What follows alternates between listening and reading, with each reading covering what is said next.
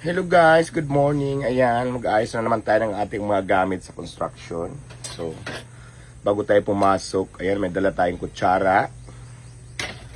May dala tayong pang sud-sud sa mga nagkalat na mga nagamit. At syempre, kailangan meron tayong nibil, ganito. At hindi mawawala dyan ang tawag dito, pa-comment down. Siyempre, mga ganito tayo. Lalagay natin sa bag bago tayo pumasok. Kailangan i-organize natin ang mga gamit. At siyempre meron tayong wire extension. Ayan, gamitin natin. At ito pa. So ayusin muna natin para mamaya hindi tayo mahirapan. So ginaganon lang to. Para hindi magbuhol-buhol, kailangan ganunin nyo, ha? Ganyan.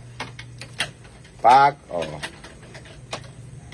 Ayan, hindi siya magbubuhol-buhol. So, yun lang. Mamaya naman ulit.